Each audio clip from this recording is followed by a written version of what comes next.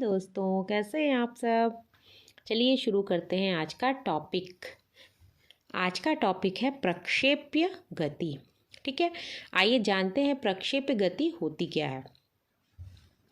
जब कोई पिंड ऐसे नियत त्वरण से गति करता है जिसकी दिशा पिंड के वेग की दिशा से अलग होती है, तो पिंड के वेग का जो परिमाण है और दिशा है वो दोनों समय के साथ साथ बदलते हैं।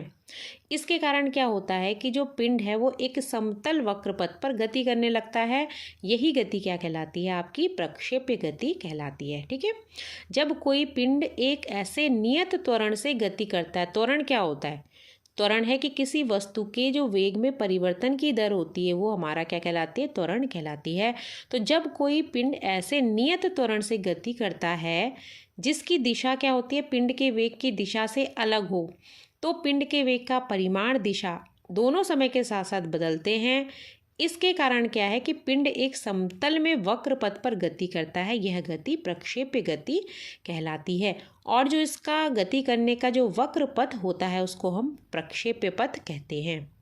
अब देखिए, जो प्रक्षेप्य पथ होता है इसका मार्ग कैसा होता है। प्रक्षेप्य पथ का मार्ग परवलयाकार होता है। ठीक है, तो आप देखिए कुछ एग्जाम्पल्स देख लेते हैं हम प्रक्षेप्य गति के। जैसे धनुष से छूटा हुआ जो बाण है, हवाई जहाज से गिराया हुआ बम और तोप से छूटा हुआ गोला, ये सब प्रक्षेप्य गति के उदाहरण हैं।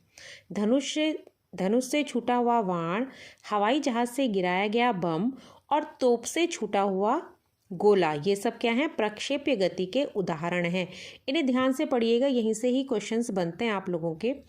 अब देखिए, जो प्रक्षेप्य गति होती है वो कैसी गति है, वो द्विविमीय गति होती है।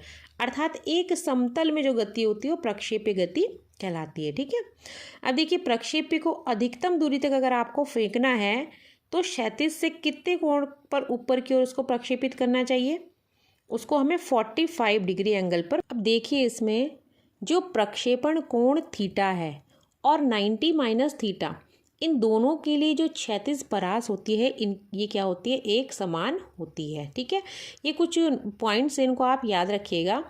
प्रक्षेप्य पथ के जो उच्चतम बिंदु पर वेग एवं त्वरण के बीच में जो कोण बनता है वो बनता है आपका 90 डिग्री का एंगल बनता है। ठीक है, तो अब देखिए, प्रक्षेप्य गति के बाद हम पढ़ते हैं वृत्तीय गति, सर्कुलर मोशन।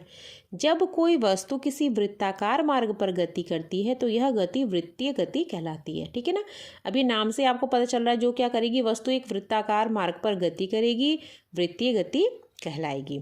यदि वह एक समान चाल से गति करे तो उस गति को हम एक समान वृत्तीय गति कहते हैं। ठीक है, ये तो सिंपल सी बात है, इसे आप समझ सकते हैं। अब देखिए, जो वृत्तीय गति है वो किस प्रकार की होती है, वो एक त्वरित गति होती है। ठीक है, क्योंकि वेग की दिशा प्रत्येक बिंदु पर क्या होती है, बदल जाती है। आप थर्ड टॉपिक देखिए, इसमें है, ये छोटे छोटे से टॉपिक्स हैं, यहाँ से क्वेश्चंस बनते हैं, तो इन्हें आप ध्यान से देखिए। चलिए अब देखते हैं कोणीय वेग क्या होता है। कोणीय वेग क्या होता है, वृत्ताकार मार्ग पर गतिशील कण को वृत्त के केंद्र से मिलाने वाली रेखा एक सेकंड में जितने कोण में घूम जाती है उसे उस कण का कोणीय वेग कहते हैं। ठीक है, वृत्ताकार मार्ग पर अगर कोई कण क्या है, गतिशील है, तो कण को वृत्त के जो केंद्र से मिलाने वाली रेखा है वो एक सेकंड में आपका जितना एंगल घूम जाती है वो उस कण का कोणीय वेग कहलाता है। देखिए, कोणीय वेग को इसको आप ओमेगा से दिखा सकते हैं, इसको आप ओमेगा से प्रदर्शित करते हैं। ठीक है, तो कोणीय वेग ओमेगा इज इक्वल टू होता है थीटा अपॉन टी।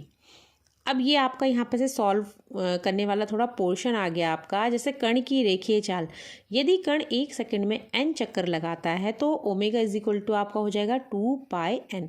आपको वृत्त की परिधि के बारे में तो पता ही होगा, तो वहीं से फॉर्मूला बना। ठीक है, यदि वृत्ताकार मार्ग की त्रिज्या क्या है, r है, और कण एक सेकंड में n चक्कर लगाता है तो कण द्वारा एक सेकंड में चली गई दूरी क्या होती है, वृत्त की परिधि मल्टीप्लाई बाय n। तो वृत्त की परिधि आपकी क्या होती है, 2πr, और दूरी कितनी है, इसमें कितने चक्कर लगा रहा है, ये n चक्कर लगा रहा है, तो 2πr इंटू n, इनको मल्टीप्लाई करेंगे तो क्या हो जाएगा, 2πrn। ठीक है, तो इसमें क्या हो गया, मतलब v इज इक्वल टू आपका आ गया 2πrn। और देखिए, ओमेगा की वैल्यू कितनी हमारे पास, ओमेगा इज इक्वल टू हमारे पास है 2πn। तो यहाँ पे अब क्या है, 2πn की जगह में हम ओमेगा रखेंगे तो आपका v इज इक्वल टू हो जाएगा ओमेगा r। यानी कि यहाँ से आपका एक फॉर्मूला निकला है, रेखीय चाल बराबर होता है कोणीय चाल मल्टीप्लाई बाय त्रिज्या, या कोणीय चाल गुणा गए त्रिज्या। चलिए एक छोटा सा एक क्वेश्चन यहाँ पे से भी देख लीजिए कि पाई के मान की गणना सबसे पहले किसने करी थी। पाई के मान की गणना सबसे पहले आर्यभट्ट ने की थी। तो चलिए आई होप आपको समझ में आया होगा। आप एक दो बार इसे रिवाइज जरूर कीजिएगा और ये आपके लिए हेल्पफुल साबित होगी। चलिए मिलते हैं फिर।